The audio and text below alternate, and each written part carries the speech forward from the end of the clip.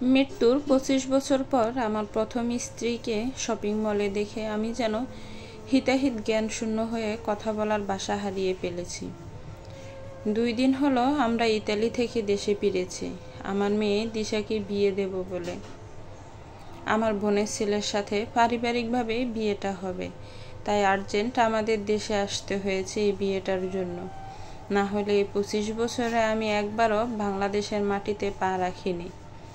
আমার প্রথম স্ত্রী মীরার মৃত্যুর পর আজ আমার মেয়ে দিশার গায়ে হলুদ, তাই শপিং করতে মলে আসছিলাম আমার দ্বিতীয় স্ত্রী মহুয়াকে নিয়ে।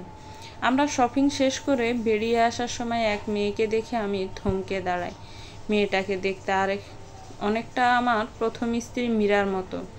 দেখে মনে হচ্ছে যেন একদম মীরার প্রতিচ্ছবি। গল্প শুনেছি এক শেখারার মতো দেখতে পুরো পৃথিবীতে 7 জন আছে, কিন্তু এতটা মিল কি করে থাকতে পারে? এটা কি আদৌ সম্ভব, নাকি আমার মনের ভুল? এসব ভাবনা থেকে বের হওয়ার আগে আমি আরও একবার চমকে উঠি মীরার মতো মেয়েটার পাশে স্বয়ং মীরাকে দেখে। এটা কি করে সম্ভব? 25 বছর আগে মরে যাওয়া মীরা কিভাবে জীবিত থাকতে পারে? আমার কোথাও ভুল হচ্ছে। এটা কিছুতেই মীরা হতে পারে না, এই মহিলা অন্য কেউ। মীরা যখন মারা যায় তখন আমার মেয়ে দিশার 1 বছর। আমার এসব চিন্তা ভাবনার মাঝে কে যেন আমাকে পেছন থেকে ডাক দেয়। কি হলো রায়হান, এখানে দাঁড়িয়ে আছো কেন? শপিং তো শেষ, বাসায় যেতে হবে না? আজকে দিশার গায়ে হলুদ, তুমি কি তা ভুলে গেছো? রাগী লোক নিয়ে আমার দিকে তাকিয়ে কথাগুলো বলে দাঁড়িয়ে আছে মহুয়া। মহুয়ার কথা যেন আমার কান অবধি পৌঁছায়নি। আমার কোনো হেলদোল নেই। আমি তখনও মীরার মতোই দেখতে থাকা মহিলার দিকে তাকিয়ে আছি। উনি আমার দিকেই এগিয়ে আসছে, আর সাথে মেয়েটা। আমার সামনে এসেই মীরার মতো দেখতে মহিলা আমাকে জড়িয়ে ধরে কান্না শুরু করে দেয়। কান্না করতে করতে বলে, তুমি 25 বছর পর দেশে এসেছো, অথচ একবারও আমার খোঁজ করোনি। আমি কেমন আছি, আদৌ বেঁচে আছি নাকি মরে গেছি? এই তোমার ভালোবাসা ছিল রায়হান? আমি তোমার জন্য নিজের পরিবারের সাথে সব সম্পর্ক ছিন্ন করে চলে এসেছিলাম, আর তুমি আমাকে কিছু না জানিয়ে কিভাবে পারলি ইতালি চলে যেতে, আর সাথে আমার বুক খালি করে আমার মেয়ে দিশাকে নিয়ে যেতে? একটুও তোমার বুক কাঁপলো না এই দুধের শিশুটাকে মাহারা করতে? আমি কত খুশি ছিলাম তোমাকে আবার বাবা হওয়ার কথা জানাবো বলে, আর তুমি আমার কথা না শুনে আমার মেয়েকে নিয়ে পালিয়ে গেলে। কেন কেন করলে আমার সাথে এরকম ছলনা? কি ভুল করেছিলাম আমি? আমাকে বলতে পারতে, আমি শুধরে ফেলতাম। এত বড় শাস্তি আমাকে কেন দিলে বলো? আমার জীবন থেকে 25টা বছর কেন কেড়ে নিলে? আমার মেয়েকে মায়ের আদর থেকে কেন বঞ্চিত করলে?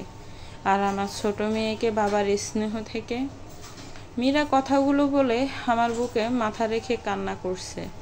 আমি আস্তে করে মীরাকে হাত দিয়ে সরিয়ে বলে উঠি, কি বলছেন এসব? আপনার কোথাও ভুল হচ্ছে। আমার স্ত্রী মীরা তো 25 বছর আগেই মারা গেছে। আপনি কিভাবে মীরা হবেন? আর আমার মেয়ে দিশা তো আমার সাথেই আছে। আজকে আমার মেয়ে দিশার গায়ে হলুদ, তাই শপিং করতে এসেছি আমি আর আমার স্ত্রী মহুয়া। দিশার আব্বু, উনি এসব কি বলছেন? আপনি তো বলেছিলেন মীরা আপু 25 বছর আগেই মারা গেছে, তাহলে উনি কে? মহুয়া, ওনার হয়তো কোথাও ভুল হচ্ছে। চলো, এখানে আর এক মুহূর্তও নয়। সন্ধ্যা হয়ে যাচ্ছে। আজকে দিশার গায়ে হলুদ, তুমি কি ভুলে যাচ্ছ? আমরা না গেলে গায়ে হলুদ হবে কি করে? কথাগুলো বলে মহুয়াকে নিয়ে বের হয়ে আসতে নিলেই মীরার সাথে থাকা মেয়েটির মুখে বাবা ডাক শুনে আমি পিছনে ফিরি। মেয়েটি এক দৌড়ে এসে আমার বুকে ঝাঁপিয়ে পড়ে কান্না করতে করতে বলে, বাবা, আমাদের সাথে নিয়ে যাবেন না? এই 24 বছর বাবার আদর ছাড়া বড় হয়েছি। এখন আপনাকে চোখের সামনে পেয়ে হারাতে চাই না। আমি আস্তে করে হাত দিয়ে মেয়েটিকে আমার থেকে ছাড়িয়ে বলি, তোমাদের কোথাও ভুল হচ্ছে। আমার স্ত্রী তো 25 বছর আগেই মারা গেছে। তাহলে আমার স্ত্রী আর তার মেয়ে আসবে কোথা থেকে? তখনই মীরা আমার সামনে এসে তার হাতের একটি আংটি আর এক জোড়া বালা দেখিয়ে বলে, এইগুলো তুমি ফুলশয্যার রাতে আমাকে দিয়েছিলে রায়হান। আর আমার কাছে এখনো আমাদের বিয়ের কাবিননামা আছে, সেটা চাইলে তুমি দেখতে পারো। আর তোমার চাচাতো ভাই রোশানকে জিজ্ঞেস করো আমি মিথ্যা বলছি নাকি সত্যি। রোশান না থাকলে আমরা হয়তো বেঁচেই থাকতাম না। তোমার না বলে চলে যাওয়ার পর থেকে রোশান আমাদের পাশে আছে। একদমে কথাগুলো বলে থামে মীরা। আমি কিছু বলতে নিব তার আগে আমার হাত ধরে টেনে সাইডে নিয়ে আসে মহুয়া। কি হলো, এভাবে টেনে সাইডে নিয়ে আসলে কেন মহুয়া? এখনো তুমি বলবে এটা তোমার প্রথম স্ত্রী মীরা না? ওনার কাছে তোমাদের বিয়ের কাবিননামা আছে, তোমার দেওয়া বালা আর আংটি আছে, তাও তুমি বলবে উনি মীরা নন? না, এটা অসম্ভব। উনি কিছুতেই মীরা হতে পারে না। কেন অসম্ভব? তুমি বলেছিলে যে তোমার প্রথম স্ত্রী পানিতে ডুবে মারা গেছে, তোমরা নাকি লাশ পাওনি। হয়তো উনি তখন কোনোভাবে বেঁচে গিয়েছিল।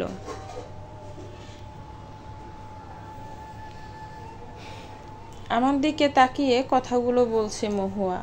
মনে মনে আমি করছি অন্য চিন্তা। এই মীরার মতো দেখতে মহিলা নিশ্চয়ই মিথ্যা কথা বলতেছে, না হলে মীরা কিভাবে বেঁচে থাকবে? মীরাকে তো আমি নিজের হাতে মেরে আমাদের গ্রামের বাড়িতে মাটি চাপা দিয়েছি আজ থেকে 25 বছর আগেই।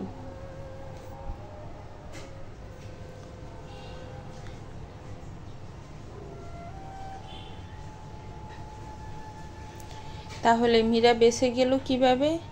কে বাঁচিয়েছে মীরাকে? যদিও কোনো ক্রমে বেঁচে গিয়ে থাকে, তাহলে এতদিন আমার সাথে যোগাযোগ করার চেষ্টা কেন করেনি? এতদিন ওরা কার কাছে ছিল? আর ওর সাথে মেয়েটি কি সত্যি আমার মেয়ে, নাকি এরা আমাকে পাশানোর চেষ্টা করছে? কিন্তু মৃত মানুষ বেঁচে থাকবে কি করে? আমি আর কিছু চিন্তা করতে পারছি না। ওদের আমাদের সাথে নিয়ে যেতে হবে, তাছাড়া আমার আর কোনো উপায় নেই। এখন আমাদের সাথে নিয়ে গেলে ওদের আসল উদ্দেশ্য জানতে পারবো, কী কারণে আমার পিছু নিয়েছ, এবং আমার আর মীরার ব্যাপারে এত কিছু জানলো কিভাবে। আর ও যদি মীরাই হয়ে থাকে, তাহলে ওই দিন রাতে কাকে মেরে মাটি চাপা দিয়েছিলাম? দিশার বিয়ে শেষ হলে আমাকে একবার আজমপুর গ্রামে যেতে হবে, আর ওইখানে গেলেই আমি আমার সব প্রশ্নের উত্তর পেয়ে যাব। কি ভাবছো দিশার আব্বু? আমাদের তোমার সাথে নিয়ে চলো। কতদিন হলো আমার মেয়ে দিশাকে দেখি না। আমার মেয়েটা এত বড় হয়ে গেছে যে ওর বিয়ে দিয়ে দিচ্ছ। আমি ওর মা হয়েও আমাকে ছাড়া কিভাবে পারবে বিয়ে দিতে? 25টা বছর আমাকে মেয়ে দিশা মায়ের আদর থেকে আর আমি মাতৃত্বের স্বাদ থেকে বঞ্চিত ছিলাম শুধু তোমার একটা ভুলের জন্য। এখন আমি আমার মেয়েকে এত কাছে পেয়ে হারাতে চাই না। আপনি কি সত্যিই আমার স্বামীর প্রথম স্ত্রী মীরা? আমি মীরা, কিন্তু আপনাকে তো চিনলাম না। আপনি কে? আমি হচ্ছে ওনার স্ত্রী মহুয়া।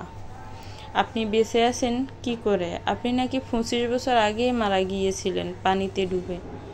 কি বলছেন এসব? আমি আবার কবে পানিতে ডুবে মারা গেছি? আপনাকে এসব মিথ্যা কথা কে বলেছে?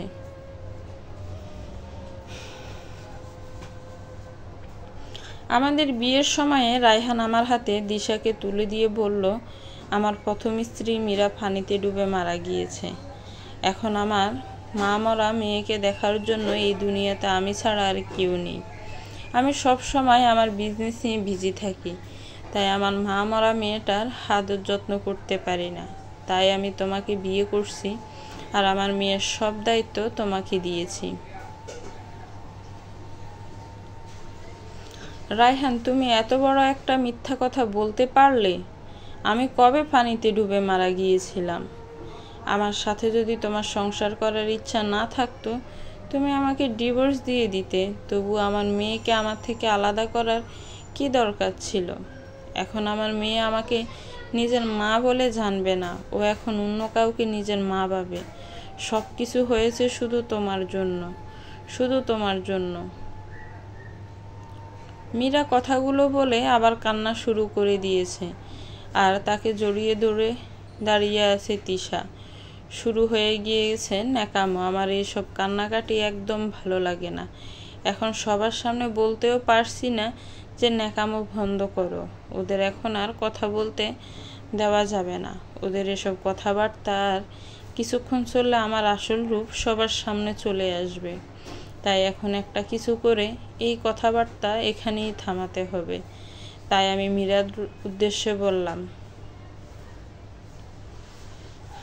মীরা ও মহুয়া, দেখো, যাই ভুল বুঝাবুঝি হয়েছে তারপরেও ক্লিয়ার করে নেওয়া যাবে। আগে আমার মেয়ে দিশার বিয়েটা হয়ে যাক, তারপরে না হয় আমরা সবাই একসাথে বসে এই ব্যাপারে কথা বলবো। এখন এসব ফালতু ব্যাপারে কথা বলার সময় নেই। আজকে আমাদের মেয়ে দিশার গায়ে হলুদ, তাই তাড়াতাড়ি সবাই বাড়িতে চলো। এমনি অনেকটা লেট হয়ে গিয়েছে, আমরা না গেলে কিছুতেই গায়ে হলুদের অনুষ্ঠানটা হবে না। তাই সবাই তাড়াতাড়ি চলো। কিন্তু রায়হান? কোনো কিন্তু না মহুয়া, এইসব ব্যাপারে পরে কথা বলা যাবে। আগে দিশার বিয়েটা হয়ে যাক। আচ্ছা ঠিক আছে, চলো রায়হান। মীরা, তোমরা থাকো কোথায়? তোমাদের সব জিনিসপত্র তো আমাদের বাসায় নিয়ে যেতে হবে। পরে আসার সময় মীরার থেকে ঠিকানা নিয়ে জিনিসপত্রগুলো নিয়ে বাসায় আসলাম। বাসায় আসার সাথে সাথে আগে দিশার গায়ে হলুদটা শেষ করেছি। পরে ওকে সব কিছু বুঝিয়ে বলেছি যে মীরা ওর মা। কোনো একটা ভুল বুঝাবুঝির কারণে ওকে ছেড়ে দিয়ে ইতালি চলে গিয়েছিলাম। আগে তোমার বিয়েটা হোক, তারপরে তোমাকে সব কিছু বলবো। তুমি তোমার আব্বুকে বিশ্বাস করো না দিশা? বলে কান্নার অভিনয় শুরু করে দিলাম। আর আমার মেয়ে দিশা এসে আমাকে জড়িয়ে ধরে বলে, আমি তোমাকে নিজের থেকেও বেশি বিশ্বাস করি আব্বু। আমি জানি তুমি আমার বিশ্বাস ভাঙতে পারো না। ওইখানে সব নেকামো সামাল দিয়ে আমি ছাদে আসলাম। যাক, এইবারের মতো বেঁচে গেলাম। আমার কথায় কাজ হয়েছে। হবেই বা না কেন? আমি যে সুন্দর অভিনয় করি, নিজের প্রশংসা নিজে কত করব। এখনই কোনোভাবে মীরা আর মহুয়াকে একা কথা বলতে দেওয়া যাবে না। যদি একবার একা কথা বলতে পারে তাহলে আমি শেষ, আর আমার 25 বছরের সব স্বপ্নও শেষ। তাই সবসময় ওদের ওপর কড়া নজর রাখতে হবে, যেন কোনো ক্রমে কথা বলতে না পারে। এবং মীরা আর ওর মেয়ে তিশার ওপর নজর রাখতে হবে ওদের উদ্দেশ্য কী। যদি কোনো ক্রমে আমার ক্ষতি করার চেষ্টা করে তাহলে আবার মরতে হবে মীরাকে। এইবার আর মেরে বোকামি করব না আগের বারের মতো। আগের বার তো মেরে মাটি সাফা দিছিলাম, এইবার আর এই ভুল করব না। এইবার একদম মেরে আগুন লাগিয়ে ফুরিয়ে ফেলবো। এসব চিন্তার মাঝে আমার মুঠো ফোনটি ভেজে উঠল। হ্যালো স্যার, এখনও একটা মেয়ে কম। 2 দিন পরে মেয়ে ডেলিভারি দিতে হবে। এখন স্বীকার করব কিভাবে? আর ওরা তো 25টা মেয়ের অর্ডার দিয়েছে। এখন একটা কম দিলে ওদের সাথে ঝামেলা হবে। ওরা টাকা অ্যাডভান্স দিয়ে দিয়েছে। এখন মেয়ে কম দেওয়া মানেই ওদের রোশানলে পড়া। আর আমাদের গ্যাংগুলো এখন রাস্তায় নামতে পারছে না স্বীকার করার জন্য। রাসেলদের গ্যাংয়ের দরবার পর থেকে পুলিশ বাহিনী একদম অ্যালার্ট হয়ে গিয়েছে। যদি কোনো ক্রমে আমাদের গ্যাংয়ের কাউকে ধরতে পারে তাহলে আমরা সবাই ফেঁসে যাব। আমাদের এই 25 বছরের সকল স্বপ্ন নষ্ট হয়ে যাবে, আর আমাদের জেলের ভাতও খেতে হবে। স্যার, আপনি কিছু একটা করেন। আমাদের ব্যবসা বাঁচাতে হলে আমাদের যেই করে হোক একটা মেয়ে লাগবে। আচ্ছা, এখন রাখো, মেয়ের ব্যবস্থা হয়ে যাবে। এত চিন্তা করার কোনো কারণ নেই। মেয়ে খোঁজার জন্য তোমাদের আর কষ্ট করতে হবে না। মেয়ে আমার ঘরেই আছে। আর শপিং মল থেকে আসার সময় সাথে করে নিয়ে এসেছি। বয়স 24-এর মতো হবে। কি বলেন স্যার? আপনার ঘরে আবার মেয়ে আসবে কি করে? তোমার এত কিছু জানতে হবে না। ঠিক টাইম মতো মেয়ে পেয়ে যাবে। আমি এখন রাখছি।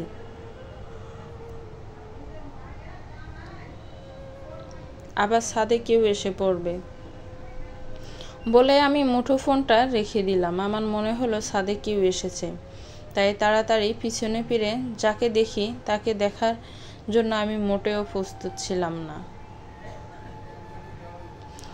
আমি পিছনে ফিরে দেখি আমার সামনে তিশা দাঁড়িয়ে আছে।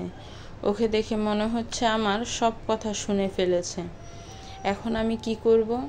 আমার 25 বছরের এত সাজানো পরিকল্পনা যে এত তাড়াতাড়ি বেচতে যাবে তা আমি জীবনেও ভাবিনি। ও যদি এখন নিচে গিয়ে আমার মেয়ে দিশাকে এই ব্যাপারে কিছু বলে দেয়, তাহলে আমার মেয়ে দিশা আমাকে ভুল বুঝবে। তা আমি হতে দিতে পারি না। আমার মেয়ে দিশা কাল বিবাহ শেষ হলে পরের দিন আবার ইতালি ফিরে যাবে ওর স্বামীর সাথে।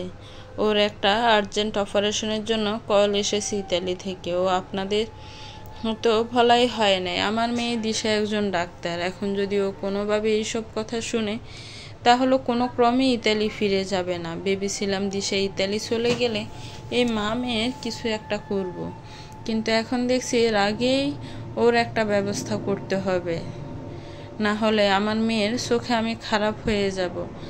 আর যেটা আমি একদমই চাই না। আমার এই মেয়ের জন্যই আমি এসব টাকা ভারী গাড়ি করছি, যেন ভবিষ্যতে আমার মেয়েকে কষ্ট করতে না হয়। এখন এই তিশার কি করব?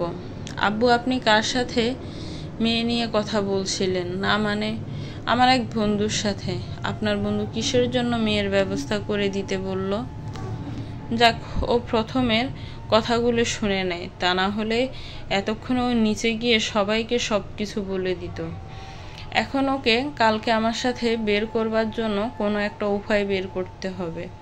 তারপর ওকে রাজীবের হাতে তুলে দিয়ে আমাকে একবার আজমপুর যেতে হবে। ওখানে গেলেই আমি আমার সব প্রশ্নের উত্তর পেয়ে যাব, আর ওদের মা মেয়ের আসল উদ্দেশ্য জানতে পারবো।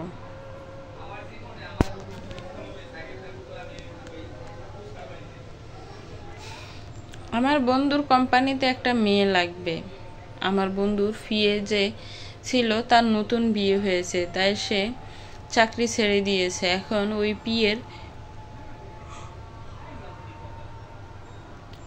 ওই পিয়ের পদটি খালি, তাই আমাকে বলছে একটা মেয়ের ব্যবস্থা করে দিতে। এখন আমি মেয়ে কোথায় পাবো এই অল্প সময়ের মধ্যে? এই পিয়ের ব্যাপার নিয়ে ওর সাথে কথা বলছিলাম। ওর জন্য 2 দিনের ভিতরে একজন মেয়ে কোথায় পাবো? মাতিশা, তোমার কোনো ফ্রেন্ড আছে জব করতে ইচ্ছুক? তাহলে তুমি যদি একটু কথা বলতে, ও সব ধরনের সুযোগ সুবিধা দিবে, আর মোটা অঙ্কের স্যালারিও দিবে। আব্বু, আপনি যদি অনুমতি দিতেন তাহলে আমি এই জবটা করতে চাই। আমি তো কয়েকটা জবের ইন্টারভিউ দিয়েছি, কিন্তু একটাতেও এখনো রেজাল্ট আসে নাই। আচ্ছা, তাহলে কালকে রেডি থেকো। দিশার বিয়ে শেষ হলে তোমাকে নিয়ে যাব ওর অফিসে। আচ্ছা, এখন তুমি নিচে যাও, আমি আসছি।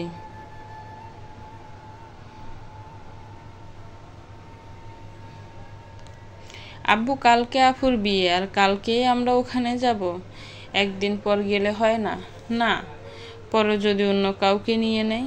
এখন দেশের যে অবস্থা, একটা ভালো বেতনের চাকরি পাওয়া খুব টাফ। তাই কাল তোমাকে নিয়ে যাব। তারপর যদি তোমাকে পছন্দ হয়ে যায় তাহলেই তোমার চাকরিটা ফাইনাল। আচ্ছা আব্বু, আমি এখন নিচে যাই। বলেই তিশা ছাদ থেকে নিচে নেমে যায়। শিকার নিজে এসে শিকারীর হাতে ধরা দিয়েছে। আমার আর কষ্ট করতে হলো না। এত যে সহজে রাজি হয়ে যাবে আমি ভাবতেই পারিনি। এখন কাল একবার তোমাকে বের হতে পারলেই তোমার আর এই বাড়িতে আসা হবে না। মহুয়া, তুমি আবার উপরে আসছো কেন? আমি নিচেই তো যাচ্ছিলাম। রায়হান, তোমার সাথে আমার কিছু কথা আছে। কি কথা বলো, তাড়াতাড়ি, আমার খুব ঘুম পাচ্ছে। তুমি কার সাথে মেয়ে নিয়ে কথা বলছিলে? আমি আবার কার সাথে মেয়ে নিয়ে কথা বললাম? অবাক হওয়ার কিছু নেই রায়হান, তোমার সব কথা আমি শুনেছি। আমি ছাদের চিলেকোঠার তোমার আগেই আসছি।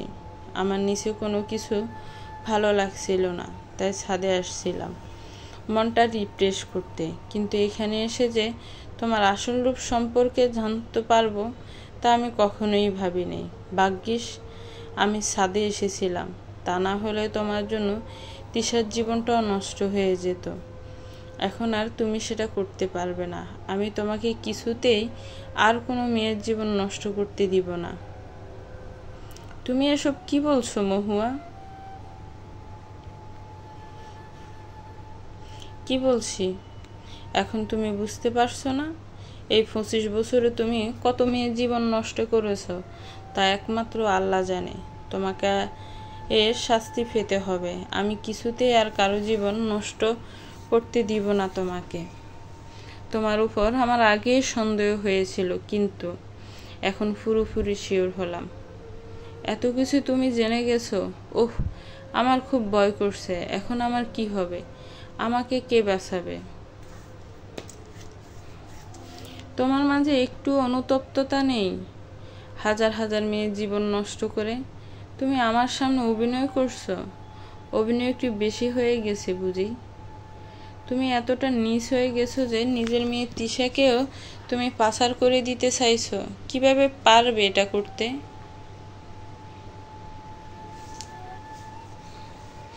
যেভাবে আগের মেয়েগুলোকে পাচার করে দিয়েছি, ঠিক সেইভাবে তিশাকেও পাচার করে দিব। আর কি বারবার আমার মেয়ে বলে আমার কানের কাছে চিল্লাচিল্লি করছো? তিশা আমার মেয়ে না, আর ওই মহিলা মীরা না। মীরা 25 বছর আগেই মারা গেছে। আমি নিজেই মেরেছি মীরাকে। ও আমার সাথে বিশ্বাসঘাতকতা করেছিল, তাই মেরে দিয়েছি। কি? তুমি তোমার প্রথম স্ত্রী মীরাকে মেরে ফেলেছ? কিন্তু এটা কেন করলে? তুমি শুধু নারী পাচারকারী না, একজন খুনিও। আমি 25 বছর ধরে একজন খুনির সাথে সংসার করছিলাম। কেন আমার বিশ্বাস ভাঙলে? কেন ঠকালে আমাকে? আমি তোমাকে আর কারো কোনো ক্ষতি করার সুযোগ দিব না। আজকেই তোমাকে পুলিশের হাতে তুলে দিব। কথাগুলো বলে ছাদের রেলিংয়ের পাশে বসে কান্না শুরু করে দিয়েছে। আমার কাজের মধ্যে তুমি এসো না মহুয়া, তাহলে এর ফল ভালো হবে না। কিন্তু তুমি এখন আমাকে ভয় দেখাচ্ছ। তোমার এইসব কথায় আমি ভয় পাই না রায়হান। তুমি তোমার পাপের শাস্তি পাবে। আমি তোমাকে এর শাস্তি দিব। মহুয়া বসা থেকে উঠে দাঁড়িয়ে আমার কলার ধরে কথাগুলো বলে, আশেপাশে তাকিয়ে কিছু একটা খুঁজছে। মহুয়া, তুমি বেশি বাড়াবাড়ি করছো। আমাকে মীরার সাথে যা করেছি তোমার সাথে তা করতে বাধ্য করো না। মেরে ফেলবে আমাকে? মারো। বলেই মহুয়া আমার গলা চেপে ধরেছে। আমি কিছুতেই মহুয়াকে ছাড়াতে পারছি না। ওর চোখগুলো রক্তের মতো লাল হয়ে আছে, যেন ওর মধ্যে এক অলৌকিক শক্তি চলে আসছে। আমার দম বন্ধ হয়ে আসছে। এক মুহূর্তের জন্য মনে হচ্ছে আমার সময় হয়তো আজকে শেষ। কোনোভাবে নিজের সর্বশক্তি প্রয়োগ করে ওকে ধাক্কা দিয়ে আমার থেকে ছাড়াই। মহুয়া রেলিংয়ের সাইডে ছিল, আমার গলা চেপে ধরে অবস্থায়। আমার ধাক্কা এতটা ঝুরেই ছিল যে মহুয়া ধাক্কার তাল সামলাতে না পেরে ছাদ থেকে নিচে পড়ে যায়।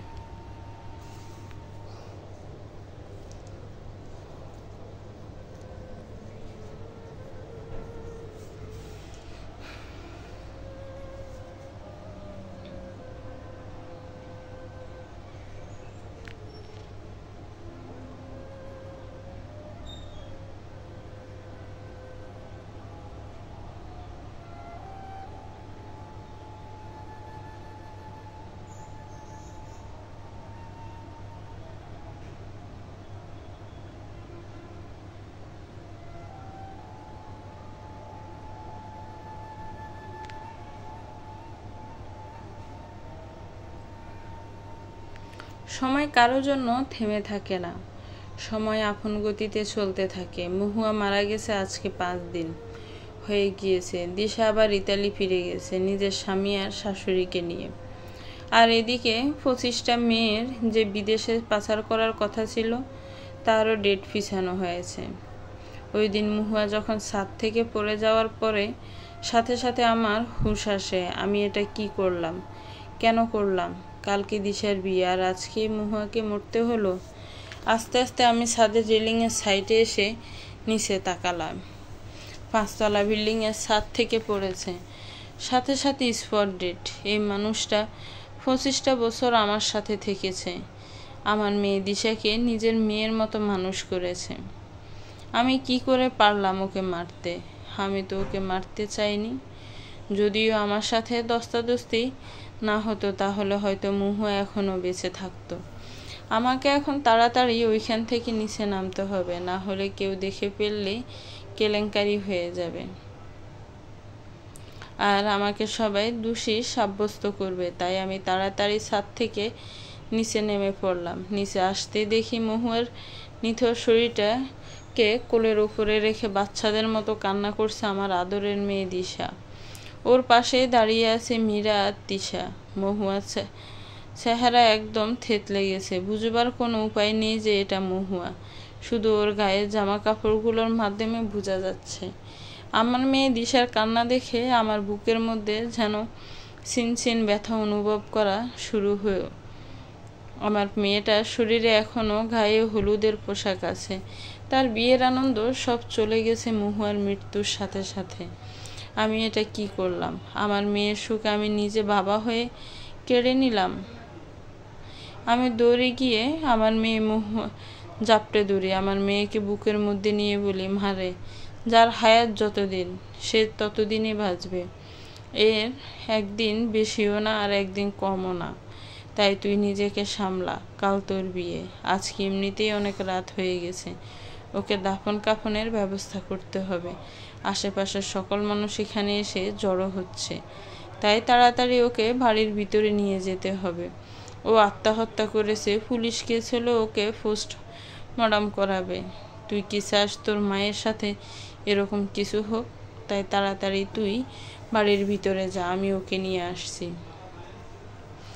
বাবা মা এরকমটা কেন করলো? মা তো আমার সাথে সব কথা শেয়ার করতো, তাহলে কি কারণে মা আমাকে না বলে চলে গেল? বলে কান্নায় ভেঙে পড়ে দিশা। তুমি উঠো দিশা, দিশার সাথে তুমি বাড়ির ভিতরে যাও। তোমার বাবা আর আমি মহুয়ার লাশ নিয়ে ভিতরে আসছি।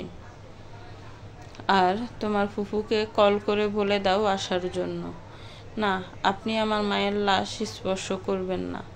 আপনার জন্য হয়েছে এই সব কিছু। আপনি এখন দরদ দেখাতে আসছেন আমার মায়ের প্রতি? কেন এসেছেন আমাদের জীবনে আপনি? আমার আপনাকে চাই না। আপনার জন্য আমার মা আজকে আত্মহত্যার পথ বেছে নিয়েছে, শুধুমাত্র আপনার জন্য। আপনি এখন শান্তি হয়েছেন তো? আপনি আজকে এই বাড়ি থেকে চলে যাবেন আপনার মেয়েকে নিয়ে। আপনার আমাদের সুখ সহ্য হয় নাই। কথাগুলো বলে আস্তে আস্তে মাটিতে লুটিয়ে পড়ছে। তখন তিশা ওকে গিয়ে ধরে রুমের দিকে নিয়ে যায়। আমি আর দেরি না করে দিশা মহুয়ার লাশটা কোলে তুলে পার্কিং এরিয়াতে নিয়ে আসি। এরপর ওর গোসল থেকে ধরে জানাজা দিয়ে দাফন কাফন করতে ফজর আজান দিয়ে দিয়েছে। এর মধ্যে আমার সাথে দিশার খুব জামায় ইমরান ওর কয়েকজন বন্ধু এসে দাফন কাফনের সকল ব্যবস্থা করে আমার সাথে।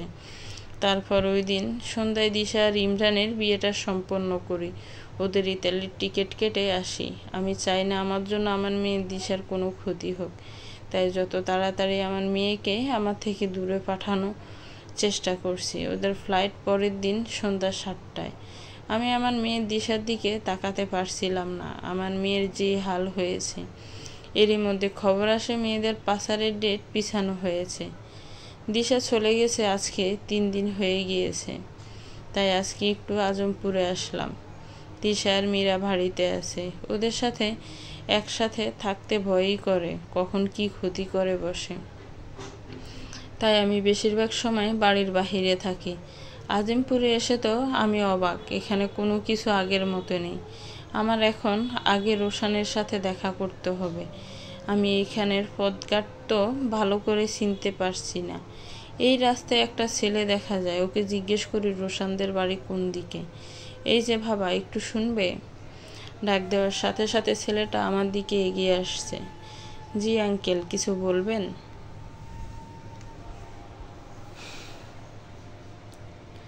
রোশানদের বাড়ি কোনটা? কোন দিকে বলতে পারো? কে আপনি, আর ওনার খোঁজ করছেন কেন?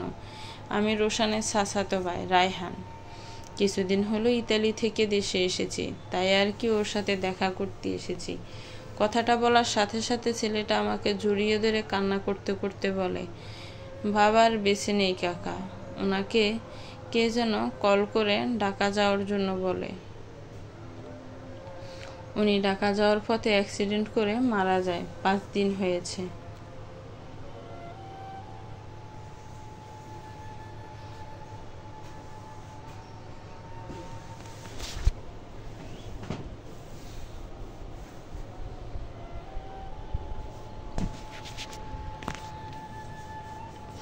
কথাটা বলে কান্নায় ভেঙে পড়েন আহিল, আর তার দিকে অপলক দৃষ্টিতে তাকিয়ে আছে রায়হান। ওর কান্না থামার নামই নিচ্ছে না, তাই রায়হান আবার ওকে বলে, কি বলছো এসব? রোশান মারা গেছে মানে? আর তুমি কে? রোশানকে বাবা বলছো কেন? আর আমাকে কাকা? কাকা, আপনি আমাকে চিনতে পারেননি। আমি তো আপনার চাচাতো ভাই রোশানের ছেলে আহিল।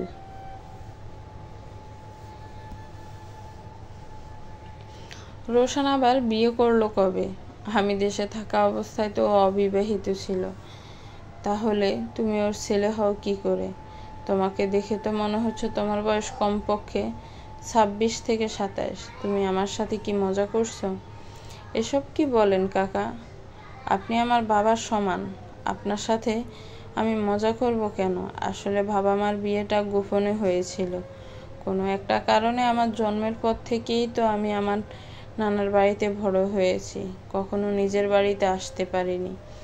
আব্বুকে বললে আব্বু একটা না একটা অজুহাত দেখিয়ে আমাদের এখানে আনা থেকে বিরত রাখতো, কিন্তু আপনি যখন গ্রাম ছেড়ে ইতালি চলে যান, তার কিছুদিন পরে আমাদের আব্বু বাড়িতে নিয়ে আসে। তাই হয়তো আপনি আমাকে চিনতে পারছেন না। কাকা, রাস্তায় দাঁড়িয়েই কথা বলবেন? বাড়িতে আসেন। কত বছর পর আপনি গ্রামে এসেছেন।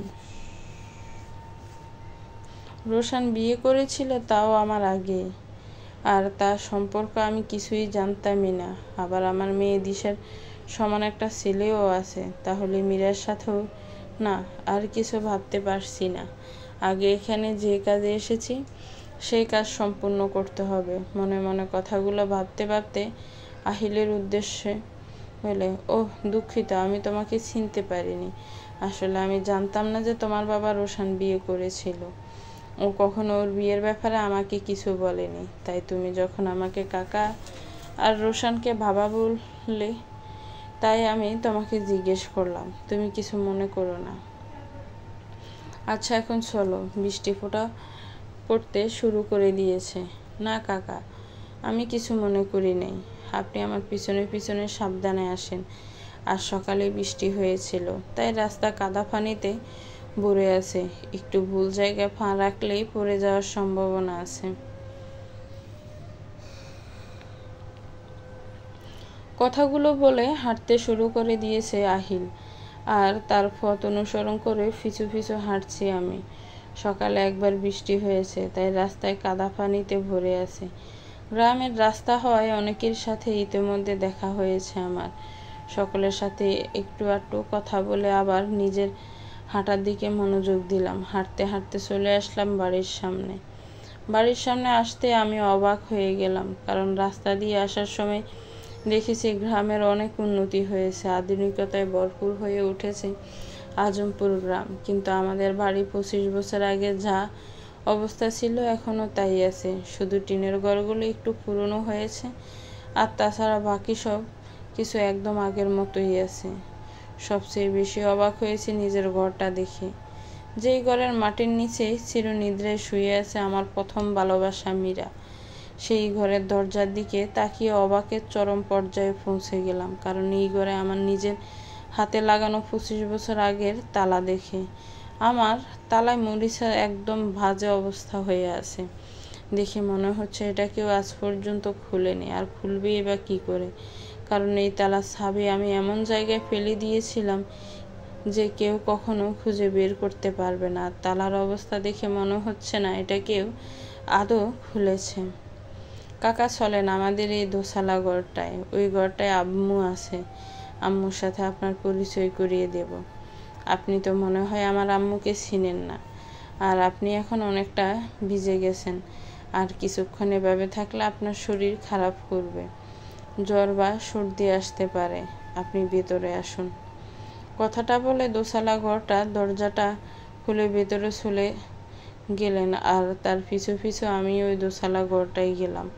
দোতলা ঘরটায় ঢুকতেই একজনকে দেখে আমি হিতাহিত জ্ঞান শূন্য হয়ে আবার কথা বলার ভাষা হারিয়ে ফেলেছি।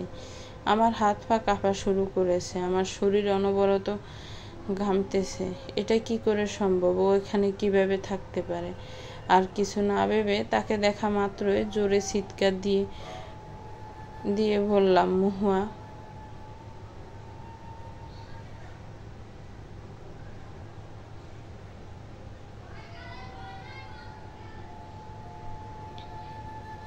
এটা কি করে সম্ভব? ও এখানে কিভাবে থাকতে পারে? আর কিছু না ভেবে তাকে দেখা মাত্রই জোরে চিৎকার দিয়ে বলে ফেললাম, মহুয়া তুমি এখানে? কে মহুয়া? আর আপনি কে? আপনি কার থেকে অনুমতি নিয়ে আমার ঘরে প্রবেশ করেছেন? মহুয়া তুমি বেঁচে আছো? তুমি এখানে আসলে কি করে? আর আমি যাকে দাফন করেছি তাহলে সে কে? চুপ করে আছো কেন মহুয়া? কিছু বলো।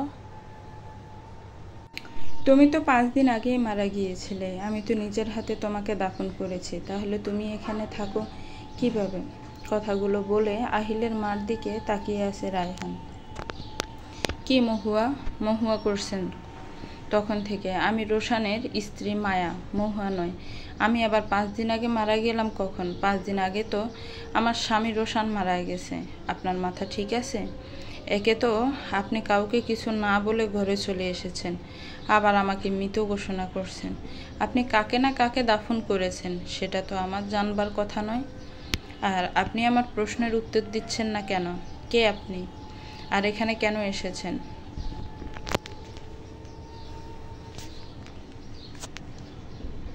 কথাগুলো বলে রায়হানের দিকে রাগী দৃষ্টিতে তাকিয়ে আছে আহিলের মা মায়া। দুঃখিত, আপনাকে দেখতে একদম আমার স্ত্রী মহুয়ার মতো। 5 দিন আগে আমার স্ত্রী মহুয়ার মৃত্যু হয়। ও দেখতে একদম আপনার মতো, শুধু ওর মুখে কোনো তিল ছিল না, যেটা আপনার মুখে আছে। তাই আপনাকে দেখার সাথে সাথে আমার মনে হচ্ছিল আপনি মহুয়া।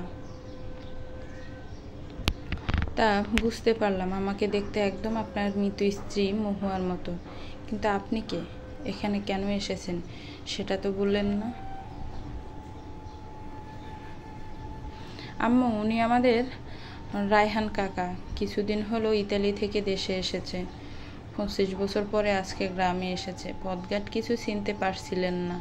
পরে আমাকে জিজ্ঞেস করছিল রোশানের বাড়িটা কোন দিকে। পরে ওনাকে জিজ্ঞেস করে জানতে পারি উনি মীরা কাকি আর তিশার বাবা রায়হান চৌধুরী, মানে আমার কাকা, যার কথা আব্বু প্রায় বলতেন। তাই এখন ওনাকে বাড়িতে নিয়ে এসেছি।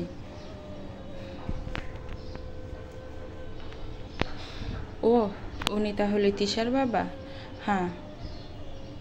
আচ্ছা, ওনাকে হাটের ওপর বসতে বলো, আমি ওনার জন্য নাস্তার ব্যবস্থা করি বলে দুসালা ঘর থেকে বেরিয়ে গেলেন মায়া। কাকা হাটের উপর বসেন আপনি, আমি আপনার জন্য গামছা নিয়ে আসছি। কি হচ্ছে এগুলো আমার সাথে? আমি তো পাগল হয়ে যাব। এত চাপ আমি আর নিতে পারতেছি না। প্রথমে মীরার মতো দেখতে মহিলা আর তিশা, এখন আবার মহুয়ার মতো দেখতে রোশানের স্ত্রী। এগুলো কি করে সম্ভব? মীরারটা না হয় মেনে নিলাম যে কোনো না কোনোভাবে বেঁচে গেছে, কিন্তু মহুয়া, যাকে আমি নিজের হাতে দাফন করেছি, সে কি করে জীবিত থাকতে পারে? একজনের সাথে এরকম হলেও হয়তো ভাবতাম, কিন্তু মীরা মহুয়া দুজনেই ডাবল। আমি আর কিছু ভাবতে পারছি না। আমাকে যত দ্রুত সম্ভব এখানে যে উদ্দেশ্যে এসেছি সেটা সেরে ফেলতে হবে। তারপর ঢাকা ফিরে গিয়ে মীরা আর তিশার ব্যবস্থা করব। সাথে রোশানের জন্য রোশানের স্ত্রী মায়া ও আহিলকেও শাস্তি পেতে হবে। আমাকে এখন আমার পুরনো ঘরে প্রবেশ করতে হবে, কিন্তু চাবি তো নেই। তালাটা ভেঙে তারপর ঘরে ঢুকতে হবে। আমার এসব চিন্তার মাঝে দুসালা ঘরে আহিল আসে হাতে গামছা নিয়ে। কাকা, নিন আপনার শরীরটা মুছে নিন, না হলে সর্দি লাগতে পারে। আহিলের হাত থেকে গামছা নিয়ে শরীর মুছতে মুছতে আহিলকে বলে, আমাকে একটা হাতুড়ি আর একটা কোদালের ব্যবস্থা করে দিতে পারবে? হাতুড়ি আর কোদাল দিয়ে আপনি কি করবেন? আমার ঘরে ঢুকব। চাবিটা তো আমার কাছে নেই, কবেই হারিয়ে ফেলেছি, তাই তালাটা ভাঙতে হাতুড়ি লাগবে। আর আমার ঘরে মাটির নিচে আমার কিছু জিনিসপত্র লুকিয়ে রেখেছিলাম, ওগুলো এখন নিচ থেকে উঠিয়ে আমার সাথে নিয়ে যাব।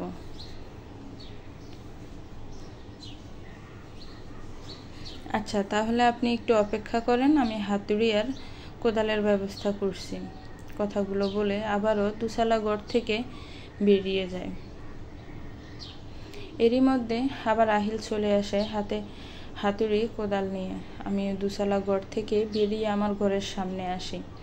তারপর আহিলের হাত থেকে হাতুড়ি নিয়ে তালার মধ্যে কয়েকটি আঘাত করতে তালা খুলে যায়। তালা খোলার সাথে সাথে আহিলের হাত থেকে কোদাল নিয়ে আমি ঘরে ঢুকে ভিতর থেকে দরজা বন্ধ করে দেই।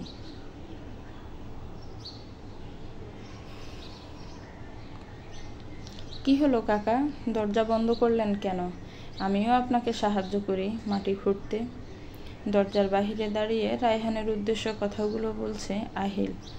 না, আমার তোমার সাহায্যের প্রয়োজন নেই, আমি নিজেই মাটি খুঁড়তে পারবো। তুমি এখন এখান থেকে চলে যাও, আমি কাজ শেষ হলে তোমাকে আবার ডেকে নেব।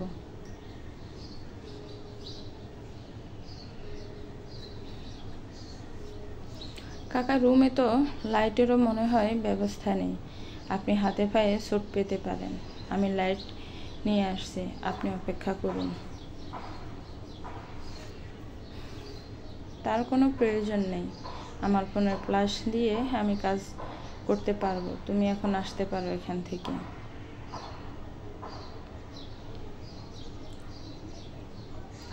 আচ্ছা, তাহলে আমি এখন চলে যাচ্ছি, আপনার কাজ শেষ হলে আমাকে ডাক দিয়ে আমি চলে আসব।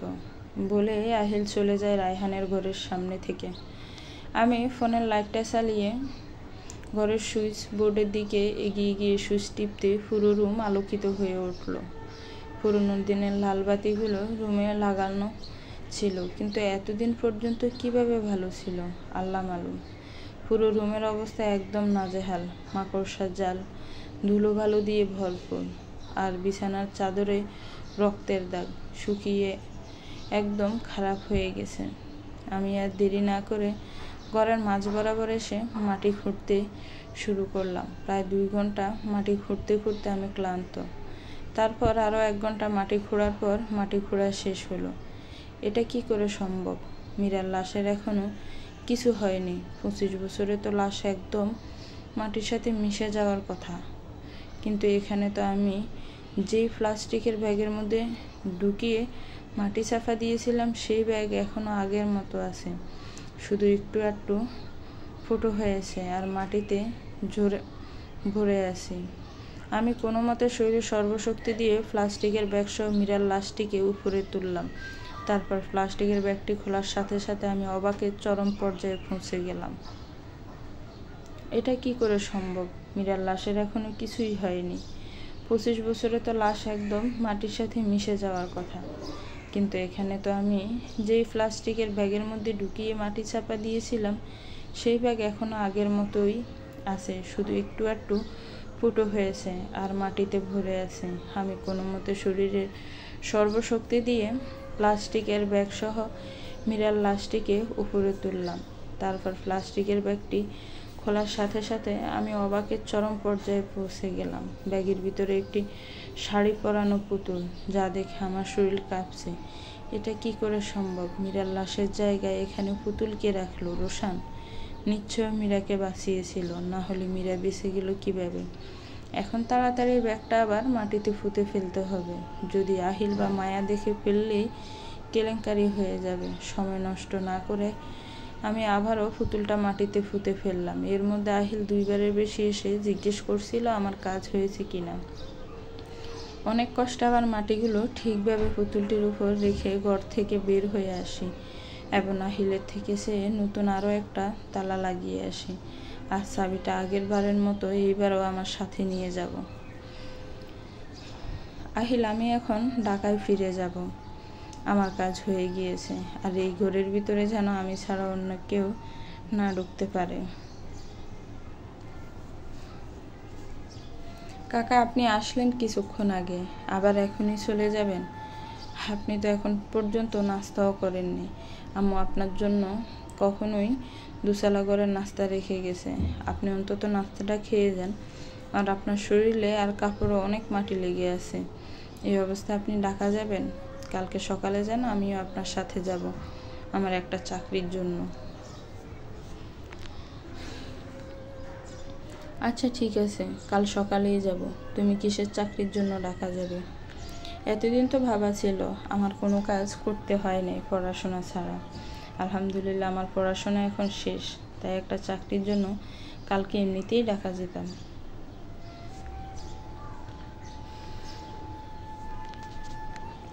ওহ, ঢাকা গিয়ে থাকতে কার কাছে? বন্ধুর বাসায়। পরে একটা চাকরি পেলে নিজে রুম নিয়ে নিব।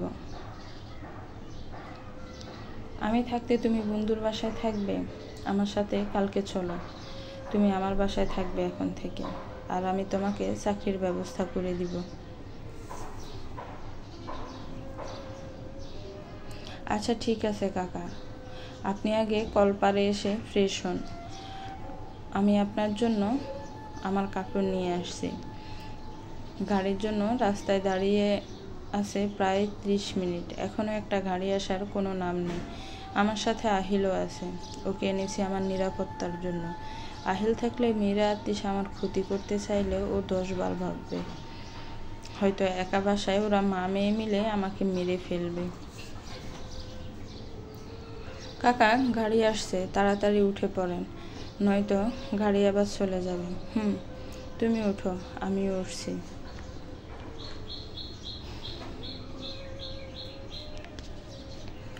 বাসায় আসার সাথে সাথে আমি তিশাকে আহিলকে গেস্ট রুম দেখিয়ে দেওয়ার কথা বলে ছাদে আসলাম। আমার মাথায় একটা কথা ঘুরছে, এটা যদি মীরা হয়ে থাকে তাহলে তিশা তো আমার মেয়ে নাকি রোশানের মেয়ে? আমাকে এই প্রশ্নের উত্তর খুঁজে বের করতে হবে। ও যদি আমার মেয়ে হয়ে থাকে তাহলে ওকে আমি কি করে পাচার করে দিব? না, আমার যে করে হোক না কেন জানতে হবে তিশা আমার মেয়ে কিনা। ও যদি আমার মেয়ে হয়ে থাকে তাহলে আমি ওকে কিছুতেই পাচার করতে পারবো না। কিন্তু কিভাবে জানবো আমার মেয়ে নাকি রোশানের? এরই মধ্যে আমার মুঠোফোনটি ভেজে ওঠে।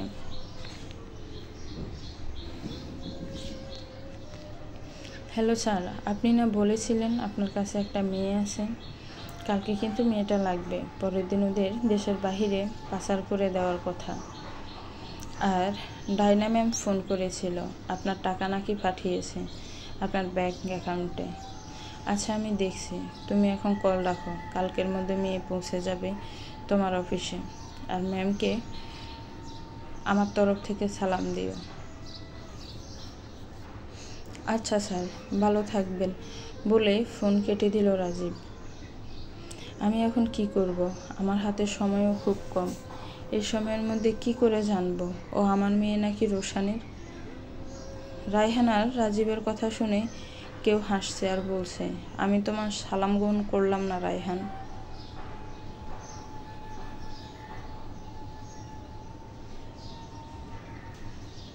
হসপিটালের বাহিরে দাঁড়িয়ে আছি অনেকটা সময় ধরে। আমার সাথে তিশা আর আহিলও ছিল। ওদেরকে আমি বাড়িতে চলে যেতে বলেছি। এতক্ষণে মনে হয় বাড়িতে চলেও গেছে। ডিএনএ টেস্টের রিপোর্ট আসতে আর কতক্ষণ জানি লাগবে। আজকে আবার মেয়ে দিতে হবে রাজীবকে, এখন তাড়াতাড়ি ডিএনএ রিপোর্টটা আসলেই হয়। আজ খুব সকাল সকাল রায়হানের ঘুম ভেঙে গেল, তাই তাড়াতাড়ি উঠে রেডি হয়ে নিচে এসেছে ডাইনিং টেবিলে। আসতেই দেখি তিশা আর আহিল টেবিলে বসে নাস্তা করছে। তাদেরকে মীরা নাস্তা পরিবেশন করে দিচ্ছে। সময় নষ্ট না করে রায়হানও গিয়ে তাদের পাশে বসে পড়ল। রায়হান খুশ করছে কি করে ভোলা যায়।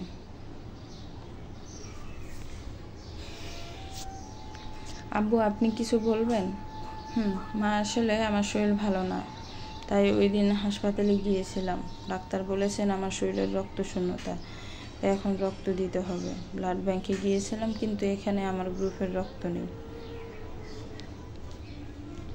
উফ আব্বু, আপনি চাইলে আমি রক্ত দিতে পারি। আমার রক্তের গ্রুপ ও পজিটিভ। আমারও তো অপজিটিভ। তাহলে নাস্তা শেষ হলে রেডি হয়ে নিচে এসো, আমরা হাসপাতালে যাব। আহিল, তুমিও আমাদের সাথে যাবে। আমার আসতে একটু দেরি হবে, তুমি তিশাকে নিয়ে বাড়িতে চলে আসবে। বাড়িতে এসে তুমি আবার রেডি হয়ে চাকরির ইন্টারভিউর জন্য বেরিয়ে পড়বে। আমি তোমার হোয়াটসঅ্যাপে ঠিকানা দিয়ে দিয়েছি, ওখানে গিয়ে শুধু আমার নাম বলবে, তাহলেই হবে। আচ্ছা কাকা। আব্বু, আপনি না আমাকে আপনার বন্ধুর অফিসে চাকরির জন্য নিয়ে যাবেন বলেছিলেন, কখন নিয়ে যাবেন? আমি আগে হাসপাতাল থেকে আসি, তারপর না হয় তোমাকে নিয়ে বের হব।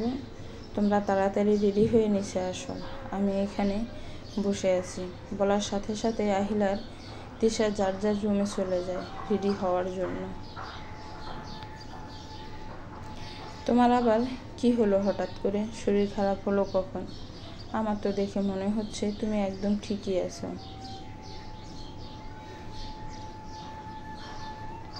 কিছুটা বিরক্তি নিয়ে মীরার দিকে তাকিয়ে রায়হান বলে, শরীরের রক্তশূন্যতা কি আমাকে দেখলে বুঝবে? আজব, আমার শরীর খারাপ নাকি ভালো তা দিয়ে তুমি কি করবে? এখানে আসার পরে আমার সাথে ভালো করে কথা বলেছ, এখন আসছো আমার অসুস্থতার উপর আঙ্গুল তুলতে। এই সাত সকালে এত সাজগোজ করেছো কেন? তুমি কি কোথাও বের হবে নাকি? আমার একটা বন্ধুর সাথে দেখা করার জন্য একটু বের হব। কোন বন্ধু? রোশান নাকি? রোশান হবে কেন? রোশান ছাড়া কি আর কেউ নেই? তা থাকতেই পারে, কিন্তু তোমার মতো মহিলার সাথে দেখা করতে অ্যাটলিস্ট রোশান ছাড়া আর কেউ হতে পারে না। তুমি কিন্তু আমাকে অপমান করছো। 25 বছর আগে তুমি আমার সাথে ঠিক এমনটাই করেছিলে। আগের কথা টেনে কোনো লাভ নেই। তুমিও যে আমার সাথে খুব ভালো কিছু করেছো তা কিন্তু নয়। যদি রোশান ঠিক টাইমে যে বন্ধুর সাথে দেখা করতে যাচ্ছ, এটা জানো না যে তোমার বন্ধু আর এই দুনিয়াতে নেই? জানি। মহুয়া যেদিন মারা গেছিল ওই দিন নাকি টাকা আসার পথে নাকি অ্যাক্সিডেন্ট করে মারা যায়। তুমি জানলে কি করে? রোশান যে আর বেঁচে নেই। কিছুক্ষণ আগে নাস্তা করার সময় আহিল আমাকে বলল।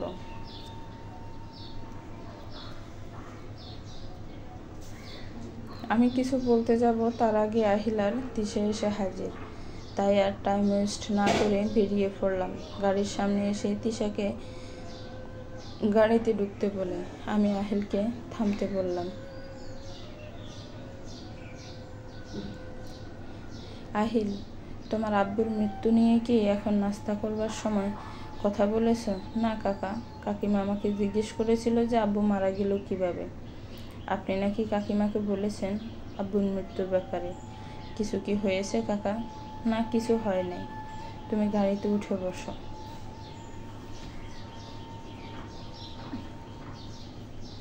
মীরা আমার কাছে বলেছে আহিল নাকি রোশানের মৃত্যুর কথা ওকে বলেছে। আবার আহিলের কাছে বলেছে আমি নাকি বলেছি ওকে রোশানের মৃত্যুর ব্যাপারে। ও মিথ্যা কথা কেন বলছে? কোনোভাবে কি রোশানের মৃত্যুর পিছনে মীরার কোনো হাত আছে? গল্পটা কেমন লেগেছে একটি কমেন্টস করে জানাবেন। গল্পটা ভালো লাগলে গল্পটিকে লাইক করবেন, শেয়ার করবেন, আর আমার চ্যানেলটাকে প্লিজ সাবস্ক্রাইব করবেন। যারা অলরেডি সাবস্ক্রাইব করে রেখেছেন তাদেরকে অসংখ্য ধন্যবাদ। ভালো থাকবেন, সুস্থ থাকবেন। আসসালামু আলাইকুম।